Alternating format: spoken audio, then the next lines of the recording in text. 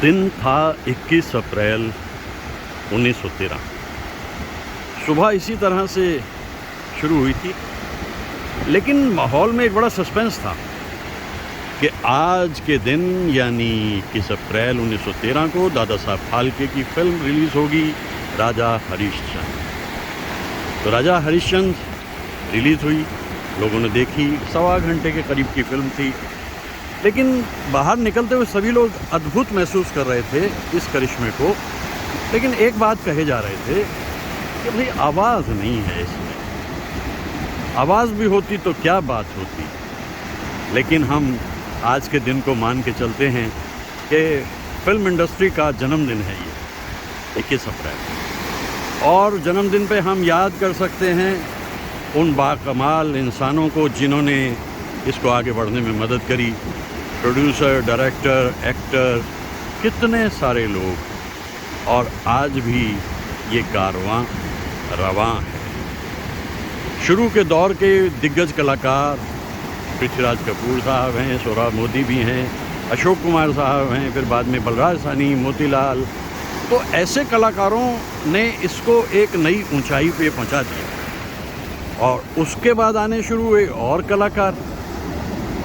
तो film industry का कारवां आज भी रवां है।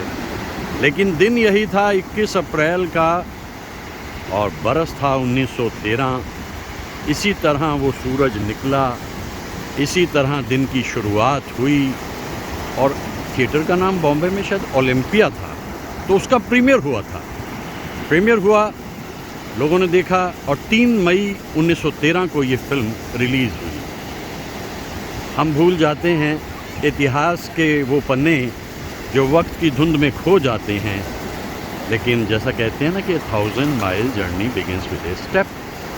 पहला कदम तो उठाना होता है, तो पहला कदम इस तरह से उठाया गया 21 अप्रैल को, और उसके बाद आज तक फिल्म इंडस्ट्री आगे बढ़ती चली जा रही है। मैं पर्सनली महसूस करता हूँ कि इमोशंस जो है वो फिसलते जा रहे हैं, टेक्नोलॉजी हावी होती जा रही है।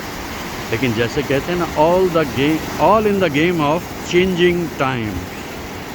बस बदलते दौर के अंदर ये सब कुछ होता ही है। कभी सूरज डूबता रहा उन सितारों का, कभी उगता रहा, लेकिन फिल्म इंडस्ट्री आज भी मौजूद है। आज उसकी सालगिरह है 21 अप्रैल।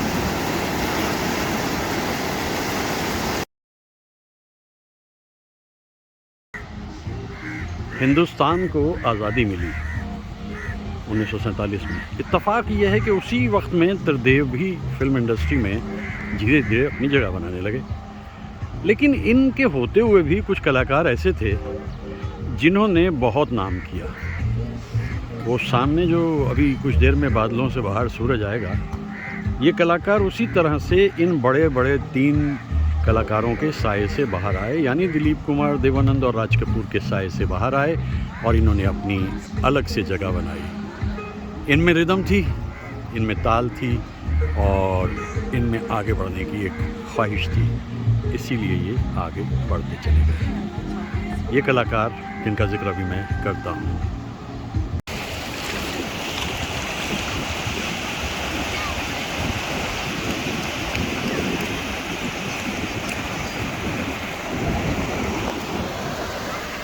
तो जो कलाकार उन त्रिदेव के होते हुए भी अपनी जगह बना पाए, उसमें सबसे पहला नाम तो राजेंद्र कुमार साहब का आता है। राजेंद्र कुमार को एक एडवांटेज थी। एडवांटेज ये थी कि जितने मशहूर गीत रोमांटिक हुए हैं वो सब राजेंद्र कुमार साहब पे पिक्चराइज है। बचपन में सुना करते थे, हुस्न वाले तेरा जवाब नहीं, बल्कि उससे भी पहले, तेरी प्यारी प्यारी सूरत को किसी की नजर ना लगे, चश्मे बदू, और बहारों फूल बरसाओ। इतना ही नहीं, ये मेरा प्रेम पत्र पढ़कर, यानी इतनी जुबली फिल्म से उन्होंने हिट की, सिल्वर जुबली, के उनका नाम ही जुबली कुमार पड़ गया। तो ये कमाल राजेंद्र कुमार का था। लेकिन जब वो उदास होकर गीत गाते थे याद न जाए बीते दिनों की। तो मैं उन कलाकारों का जिक्र इसलिए कर रहा हूँ कि चाहे किसी में कितनी भी सलाहियत थी, काबिलियत थी, वो आगे बढ़ना था, उन्हें कोई रोक नहीं सकता था। जैसे बादलों के अंदर से सूरज निकलने की तैयारी कर रहा है। तो किसी दौर में राजेंद्र कुमार के पास में ही राजकुमार और सुनील दत्त भी थे, उनके बारे में भी कुछ बात किए लेते हैं। ये काला बादल, पीछे से झांकता हुआ सूरज और ये समंदर अथाह आती हुई लहरें। दरअसल फिल्म इंडस्ट्री में एक लहरों का रेला मेला खेला है, एक दौर किसी का, दूसरा किसी का, और उसके बाद जब गायब हुए तो ऐसे ये पहचानता नहीं देव बाकी कलाकार अपनी जगह। ये लहरें इनका जिक्र मैं कर रहा हूँ, ये इतनी खूबसूरत दिलकश नज़र आ रही हैं।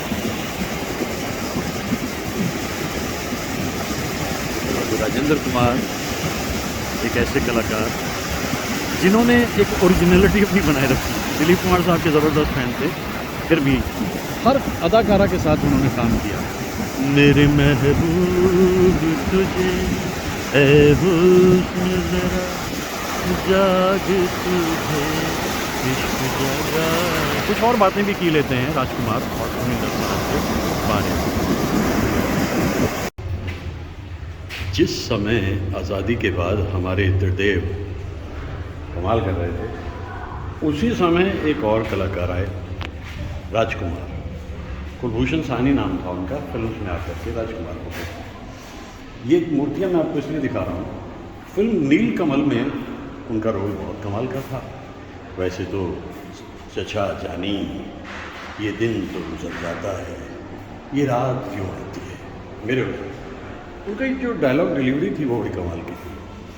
और उस ज़माने में हम यंग थे, नौजवान थे, तो इसलिए उनकी कोई भी फिल्म हमें अच्छी लगती थी।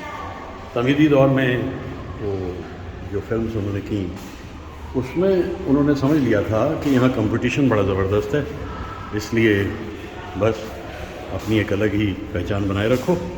तो ये नीलकमल की याद करते हुए और राजकुमार को याद करते हुए मैं फिल्म इंडस्ट्री के उस उत्सव को याद कर रहा हूँ जो 21 अप्रैल 1913 को शुरू हुआ और हमारी ज़िंदगी का हिस्सा हो गया।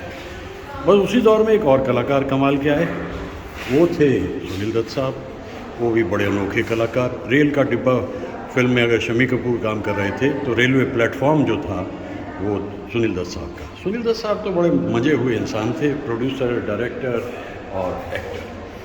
तो उनके कितने ही सारे गीत जो उन पर पिक्चराइज हैं वो मुझे अच्छे लगते हैं, लेकिन एक गीत उनका बड़ा कमाल का, रफ़ी साहब का गाया हुआ, जिस पर अदाकारी सुनील दत्त साहब की है, वो मुझे बहुत पसंद है। तो आइए मैं आपको सुनाता हूँ। ये वादियाँ ये फिज़ाएं बुला रही है तुम्हें। देखिए कितना अद्भुत दृश्य है ये वादियाँ और ये फिज़ाएं, और इसमें उड़ते हुए इतने सारे परिंदे। और मैं याद कर रहा हूँ सुनील दत्त साहब को, क्योंकि मैंने ठान लिया है कि ये 21 अप्रैल 1913 का जो जन्मदिन है फिल्म इंडस्ट्री का, फिल्म्स का, उसको अपने अनोखे तरीके से हम मनाते हैं। और देखिए ये कृपा होती है इन देवताओं की, तभी ज़िंदगी आगे बढ़ती है। और ये कृपा सुनील दत्त साहब पे बहुत रही। बड़े रिलीजियस इंसान भी थे, एक एल्ट्रुस्टिक इंसान भी थे।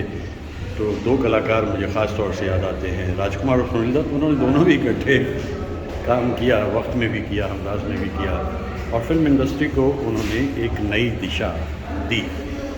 अपने ढंग के दोनों कमाल के कलाकार, और दोनों में बनती भी अच्छी थी, वैसे ऐसी बात नहीं, छनती भी अच्छी थी। मैं आज एक ऐसे जगह पर आकर के याद कर रहा हूँ उन महान कलाकारों को। मेरा कहा न सुनो, दिल की बात तो सुन लो, हर एक दिल की सदाएं बुला रही है तुम्हें, खामोशियों की सदाएं बुला रही है तुम्हें, ये वादियाँ ये फिज़ाएं बुला रही है तुम्हें। ला रा रा रा रा रा रा रा रा, ला रा रा रा रा रा रा रा, हसीन चंपई पैरों को जब से देखा है, नदी की मस्त अदाएं बुला रही है तुम्हें। तुम कहीं हो, इधर हो, उधर हो, कहाँ हो मुझे मालूम नहीं, लेकिन ये खूबसूरत मनाजिर तुम्हें ज़रूर बुला रहे हैं, क्योंकि इतने सारे परिंदे एक जगह पे दिखाई कम ही देते हैं। और कितने खूबसूरत नज़र आ रहे हैं, सब के सब बैठे हैं चुपचाप धुनी रमाए, कभी कभी उड़ान ले लेते हैं और कभी ये देखिए मन है इनका, बस बिना कुछ सोचे समझे उड़ने लगते हैं, कभी इधर से उधर, उधर से। यही तो परिंदगी है ना, हम लोगों की ज़िंदगी में भी ये परिंदगी है।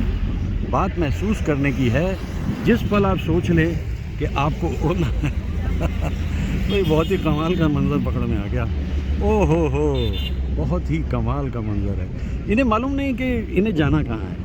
वैसे किसी भी परिंदे को मालूम नहीं होता उसे जाना कहाँ है, वो चल देता है और अपने मन में ये तो सोचता होगा कि हाँ मिलने जाना है, ये तो सोचता होगा या होगी। परिंदों में भी तो दोनों हिस्से हैं, मेल भी फीमेल भी।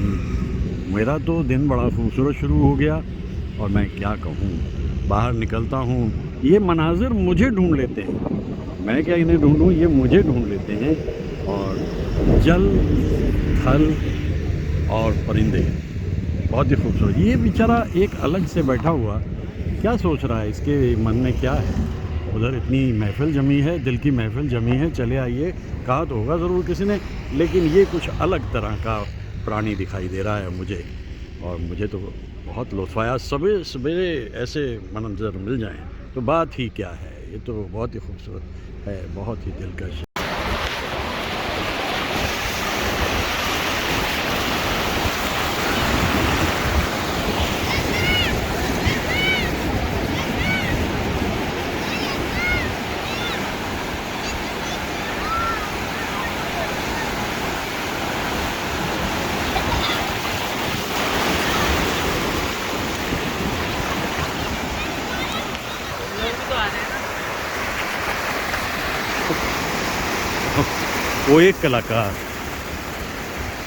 वो एक कलाकार जिसको किसी के कामयाब होने से या टॉप पे रहने से कोई फ़र्क नहीं पड़ता था, वो शम्मी कपूर साहब थे। शुरू की 10 फिल्में तो लगभग थी ऐसी जो चली नहीं, लेकिन उसके बाद फिर जो रंगीनी उन्होंने दिखाई, मतलब कमाल की फिल्म उन्होंने बनाई थी। टर्निंग पॉइंट तो कहा जा सकता है कि यूँ तो हमने लाख हंसी देखे हैं, तुम सा नहीं देखा, यहाँ से शुरू हुआ काम। वो तरह तरह की फिल्में करते चले गए इसके बाद में, और सभी फिल्म उनकी हिट होती चली गई, और जंगली ने तो कमाल कर दिखाया। तो हिंदी फिल्म्स की सालगिरह के बारे में बात करते हुए शम्मी कपूर साहब का जिक्र तो विशेष तौर पे किया जाता है कि इतनी सारी लहरें उनकी ज़िंदगी में आईं, कामयाबी भी मिली, नई बार नहीं भी मिली, नाकामी भी हुई, लेकिन शम्मी कपूर साहब को कोई फ़र्क नहीं पड़ा। उदास होकर भी गाते थे, कमाल ही करते थे। है दुनिया उसी की, ज़माना उसी का, ऐसे ऐसे गीत गाते थे कि मैं आज याद करता हूँ उनको, उन चमकीले रंगीले गीतों के लिए भी और उदास गीतों के लिए भी। तुम मुझे यूँ भुला न पाओगे। शम्मी साहब आपको कौन भुला सकता है? आप तो ऐसे कमाल के कलाकार के सचमुच जिनके बारे में जितना कहा जाए वो कम है। और तीनों भाइयों की सबसे ख़ास बात ये कि उनमें किसी ने किसी की मदद नहीं की। जब मैं थोड़ा सा लहरों का रेला और खेला देख लूँ और फिर शम्मी कपूर साहब को इसलिए याद करूँ, जैसी मस्ती शरत मैं यहाँ समंदर में कर रहा हूँ, देखिए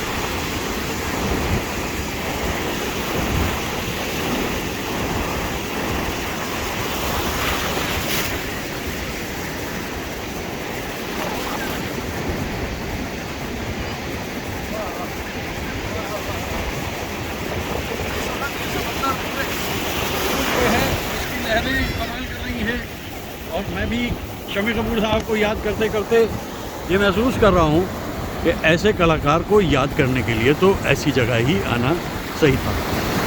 दीवाना हुआ बादल की लहरें तो रुकने ही नहीं दे रही। ये सावन की घटा नहीं है, ये तो घटा जो है अप्रैल की है, लेकिन समंदर को छू कर के इस घटा का लुत्फ़ कुछ और ही हो गया है। शम्मी कपूर साहब।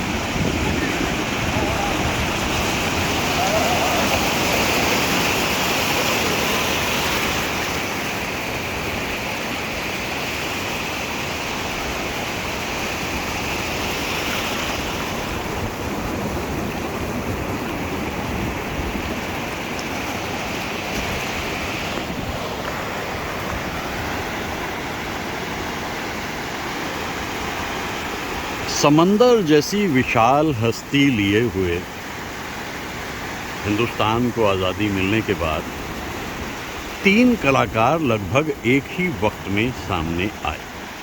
फिल्म्स तो बन रही थी ऑलरेडी, बड़े बड़े कलाकार भी थे, लेकिन इन तीनों ने मिलकर फिल्म इंडस्ट्री का रंग बदल दिया। 1922 में दुनिया में आए थे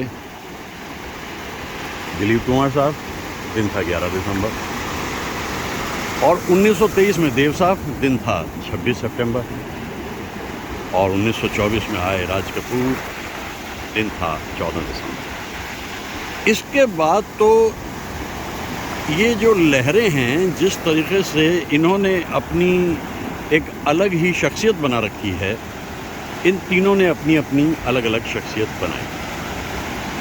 मैं बात कर रहा हूँ आज विशेष तौर पे क्योंकि 21 अप्रैल वो ख़ास दिन है जिस दिन पहली फिल्म, साइलेंट फिल्म हरिश्चंद्र का प्रीमियर हुआ था। तो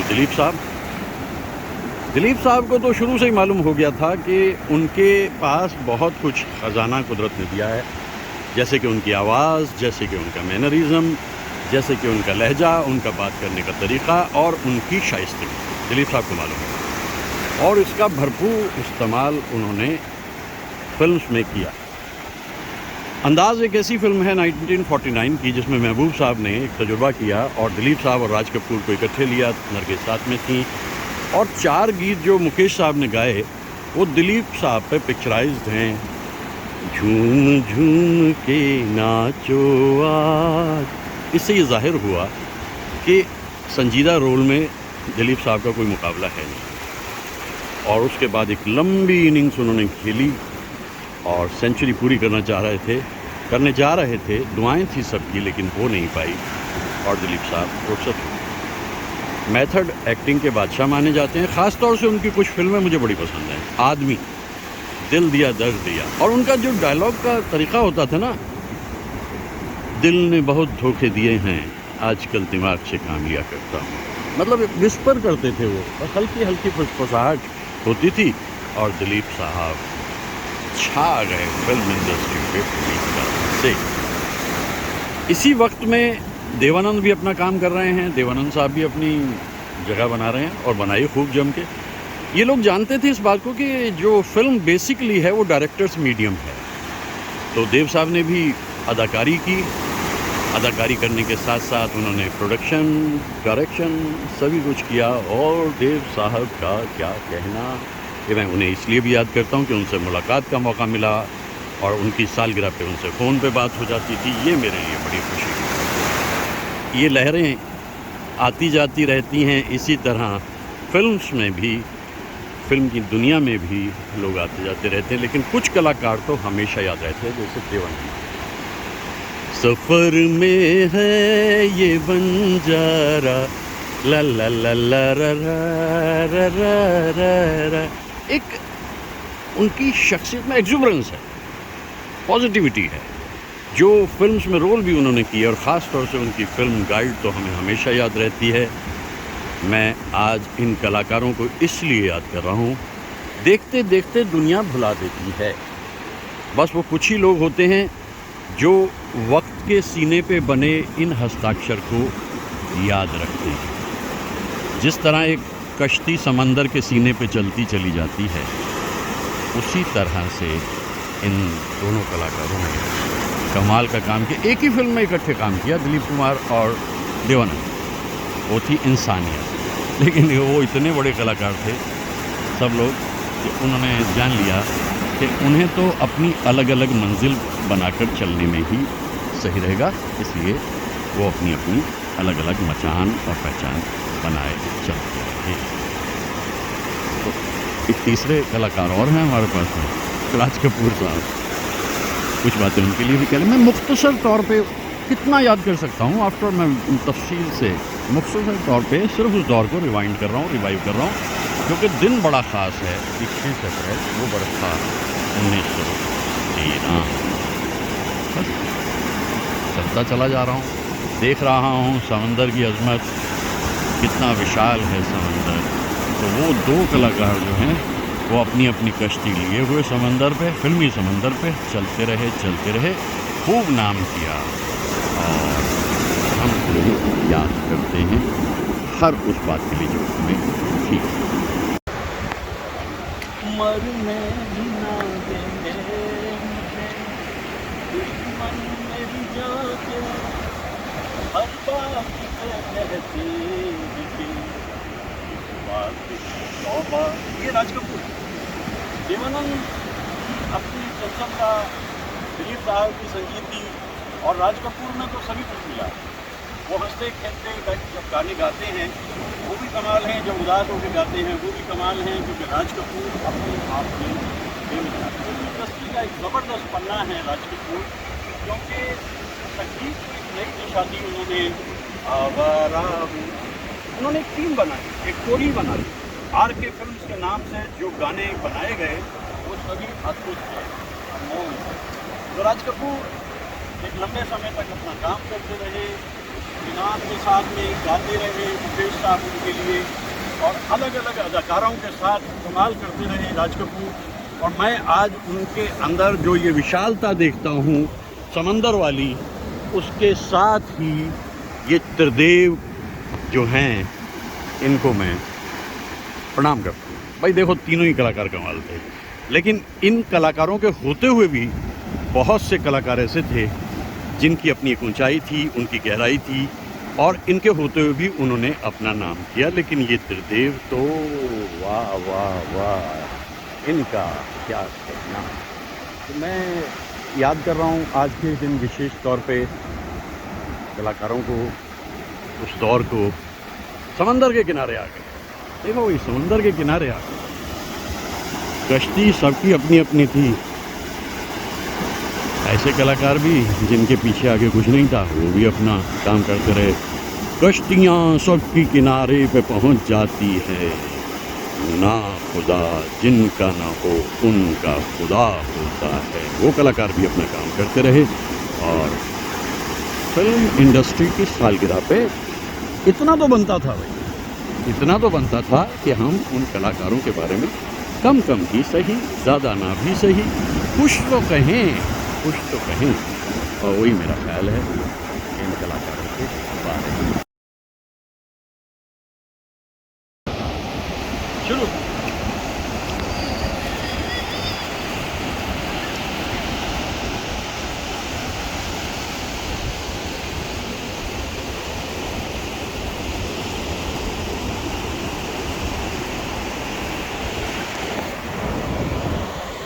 इखलाती बलखाती ज़िंदगी का जो रूप एक कलाकार ने देखा, वो भी बहुत कम लोगों ने देखा। 1958 के आसपास 3 कलाकार जद्दोजहद कर रहे थे।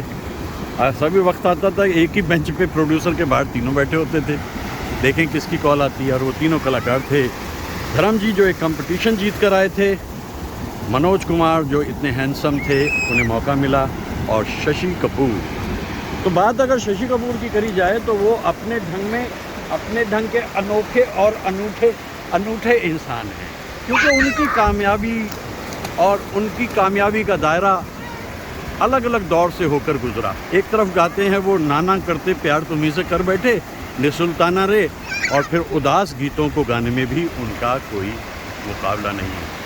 वो तेरे प्यार का गम, या फिर वक्त करता जो वफा आप हमारे होते, वक्त करता जो, ऐसे उदास गानों पे भी भाई he was very handsome and very adorable. जहाँ तक मुझे याद पड़ता है, मैंने कभी शशि कपूर साहब के बारे में कोई कंट्रोवर्सी सुनी नहीं। दो बड़े भाई फिल्म्स में, राज कपूर शम्मी कपूर, लेकिन मेहनत करके जगह अपनी खुद बनाई और चमके इस चमक की तरह से इतनी फिल्म्स की, और फिर आखिरी दिन तक आते आते दुनिया से रुखसत हुए शशि कपूर, लेकिन थिएटर को एक नई संजीवनी देकर पृथ्वी थिएटर के ज़रिए। तो ऐसे कलाकार थिएटर में भी, फिल्म्स में भी और अपना काम करते, बड़ी अच्छी फिल्म्स भी प्रोड्यूस की उन्होंने, जुनू, विजेता, कलयुग। तो ऐसे कलाकार शशि कपूर, देखिए ये जो चमक मुझे दिख रही है ना, ये बड़ी अनूठी और अनोखी है। तो जिन कलाकारों का जिक्र मैं करूंगा या कर रहा हूं, एक ऐसे कलाकार हैं जो मुझे बेहद पसंद है, और उनका नाम है गुरुदत्त। मैं उन्हें इटर्नल रोमांटिक मानता हूँ। इतने सारे कलाकार जिनका जिक्र हम करते रहते हैं अपनी ज़िंदगी में, और जिनकी फिल्म भी हम देखते रहे हैं, वो रही है, उसमें गुरुदत्त तो बिल्कुल अनोखे और अनोखे थे, क्योंकि उनकी ज़िंदगी एक लहरों का रीला और उनकी ज़िंदगी में शुरू के जो दौर में उन्होंने फिल्में बनाई। देखिए उनका कमाल ये है कि वो प्रोड्यूसर, एक्टर, डायरेक्टर, तीनों जिम्मेदारी। तो उन फिल्म्स में ठंडी हवा काली घटाई गई झूम के, एक ऐसी मस्ती रहती थी, एक खुशी रहती थी, जो हुए मेरे हम सफर, ऐसे रोमांटिक गीत रखते थे वो। लेकिन समय बीतने के साथ साथ गुरुदत्त में ज़बरदस्त परिवर्तन आता चला गया, और वो कुछ उदास सी फिल्में बना रहे। उनकी पहली उदास फिल्म जो 1957 में प्यासा है, वो अपने ढंग की एक अनूठी फिल्म है, बड़ी कामयाब फिल्म मानी गई है। उसके बाद कागज़ के फूल में वो बात नहीं हो पाई, जबकि फिल्म में कोई कमी नहीं थी, लेकिन बॉक्स ऑफिस तो अल्टीमेट होता है फिल्म में। उसके बाद फिर जो गुरुदत्त की ज़िंदगी में होता चला गया, वो बहुत कुछ होता चला गया। मैं गुरुदत्त को इसलिए याद करता हूँ कि उनकी फिल्म्स का संगीत, जैसे प्यासा में बर्मन दादा हैं, और उसके बाद में कागज़ के फूल में भी बर्मन दादा हैं, साहिब लुधियानवी मौजूद हैं प्यासा में, और कैफ़ी साहब मौजूद हैं इधर कागज़ के फूल में। तो वो दरअसल अपने ढंग की अनोखी अद्भुत फिल्म बनाते थे। इसके बाद फिर एक और तजुर्बा उन्होंने किया। वो तजुर्बा जो था उनका साहिब बीबी और गुलाम, वो फिल्म उनकी बड़ी अच्छी मानी गई, बड़ी गहरी मानी गई। और आज मैं जब इन सबको याद कर रहा हूँ, तो इन सबको याद करते करते मेरे मन में यही ख्वाहिश है कि हम ये जो मना रहे हैं एक तरह से बरसी, या मतलब जन्मदिन ही कह सकते हैं हम फिल्म इंडस्ट्री का। तो फिल्म इंडस्ट्री का ये जन्मदिन जो 21 अप्रैल और मेरे विचार से 1913 से शुरू हुआ, तो आज हम आगे आने वाले समय में कुछ दिनों में इन सब बातों को करते चले जाएंगे। और जैसा मैंने बोला कि वो बरस 1913 का जो है, उसमें जब 21 अप्रैल को ये फिल्म बन गई राजा हरिश्चंद्र, लेकिन उसमें आवाज़ नहीं थी, और आवाज़ आई 1931 में। तो एक दौर वो इस तरह की जो एक ज़िंदगी आगे बढ़ती चली गई फिल्म इंडस्ट्री की, उस सब को हम याद करते हैं। बहुत ही कमाल का रहा ये तजुर्बा दादा साहब फाल्के का, और हमें तो लुत्फ़ आ गया अपनी ज़िंदगी में। और इन कलाकारों के बीच अपनी अलग से कश्ती रवां करते हुए आप पहुँचे राजेश खन्ना, और एक अरसे तक छाए रहे। लोग सोचने लगे यार इस कलाकार में ऐसा क्या है। उसका कमाल ये था, वो मस्त गीत भी बड़े मज़े से गाते थे, और जो उदास गीत थे उसमें एक गीत तो लाफानी हो गया, योगेश जी का लिखा हुआ, सलीलदा का धुन किया हुआ, दिल जाने मेरे सारे भेद ये गहरे हो गए, कैसे मेरे सपने सुनहरे, ये मेरे सपने यही तो है अपने, इनसे जुदा ना बने। कभी मेरे साए, कभी मेरे साए, कहीं दूर जब दिन ढल जाए। मुंबई के समंदर पे इस गीत पे अदाकारी काका जी की कमाल थी, और मैं भी समंदर के आगे किनारे पे इस गीत को इसीलिए गा रहा हूँ। एक सूरज समंदर में जाता हुआ और एक ख़याल राजेश खन्ना का आता हुआ, कमाल ही का। स्टार से काम नहीं चला तो नाम दिया गया सुपर स्टार राजेश खन्ना। तो राजेश खन्ना फिल्म इंडस्ट्री के इतिहास में एक ऐसा पन्ना जो हमेशा रहेगा, हमेशा। लहरें आती रहेंगी, जाती रहेंगी, फिल्म मेकिंग का दौर बदलता रहेगा, लेकिन राजेश खन्ना कभी ओझल नहीं होंगे। उनके ख्यालात से हम कभी ओझल नहीं होंगे। ये कमाल राजेश खन्ना, ये कमाल। सूरज डूब जाए कोई बात नहीं, ऐसा ही एक सूरज राजेश खन्ना का भी डूबा जाए, लेकिन इतिहास के पन्नों में राजेश खन्ना की जगह हमेशा रहती है, अमर रहती है। आज मैं ऐसे लोगों को याद कर रहा हूँ जिनकी वजह से हमारी ज़िंदगी में रौनक रही, खुशी रही, और ये कमाल राजेश खन्ना। सूरज याद आता है राजेश खन्ना, और ऊँची उठती लहरें जो बहा कर ले गई उस महान कलाकार को जिसे हम आज याद करते हैं। एक मिराज है फिल्मी दुनिया, जब चमकता है किसी का सितारा तो सब चमकीला, और जब डूबता है तो दूर तक फैला हुआ कोहरा, और उस कोहरे में छटपटाते हुए न जाने कितने सारे सितारे। एक मिराज है फिल्मी दुनिया, जो दिखता है वो सब सच नहीं, जो सच है वो दिखता नहीं, लेकिन फिर भी एक ऐसा ग्लैमर है, एक ऐसी कशिश है, एक ऐसी जुम्बिश है कि न जाने कितने सारे लोग उसमें जाकर के अपना अपना भाग्य आजमाते हैं। कुछ कामयाब होते हैं, कुछ नहीं भी होते। एक मिराज है फिल्मी दुनिया। ये जो हम मना रहे हैं फिल्म इंडस्ट्री की शताब्दी तो बीत चुकी, लेकिन हम इसका जन्मदिन कहते हैं 21 अप्रैल। मैं इसलिए इसके बारे में अपनी बातें लगातार कहे जा रहा हूँ क्योंकि बचपन से फिल्म इंडस्ट्री की मुझे बड़ी याद रहती थी, मुझे बहुत दिलचस्पी थी उसमें।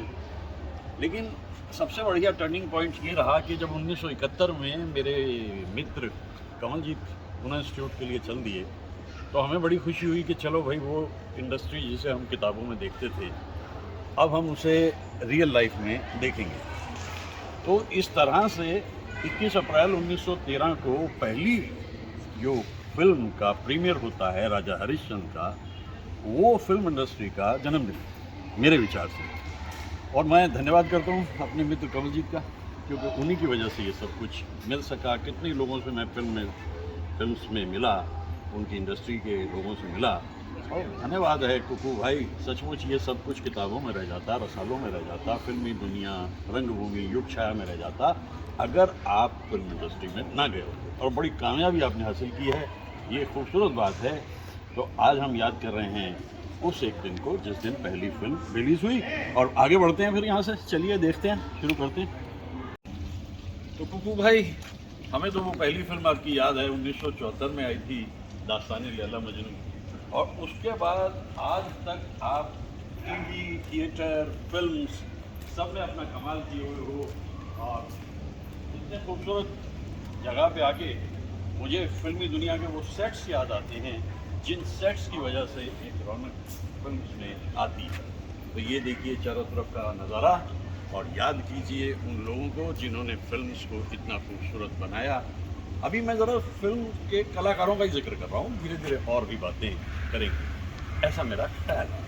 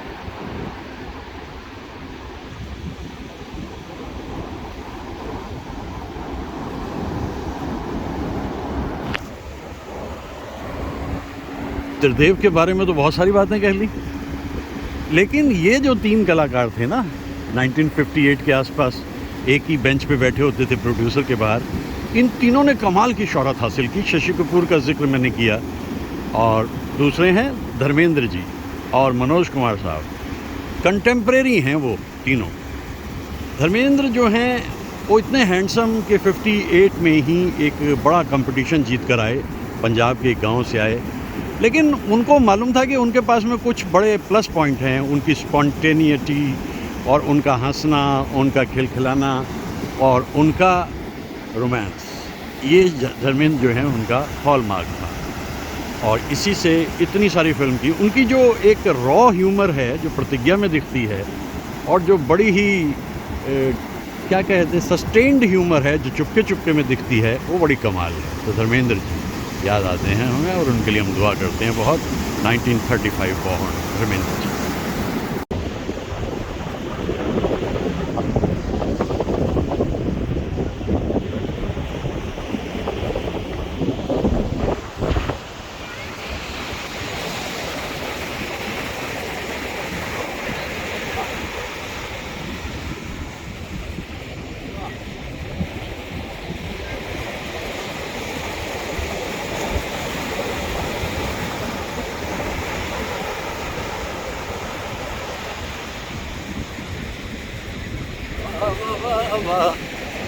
वाह वाह वाह वाह।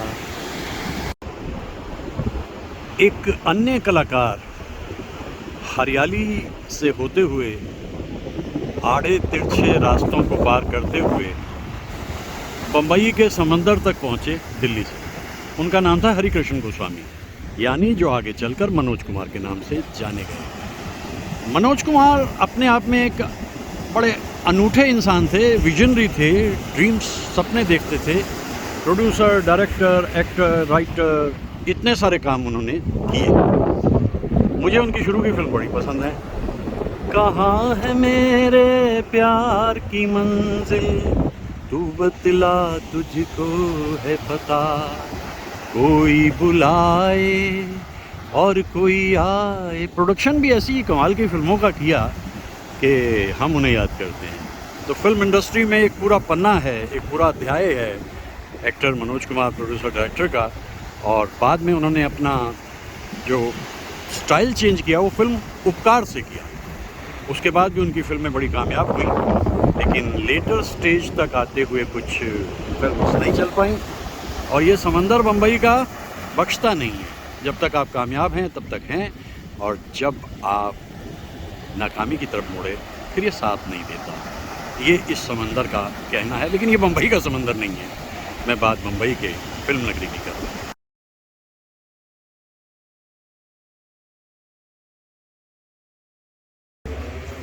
दरअसल फिल्म इंडस्ट्री एक चेस के खेल की तरह से, और इसमें बहुत ध्यान से रखे हुए अपने करियर को चलना पड़ता है, वरना तो कौन जाने कहाँ कब कैसे हो जाए।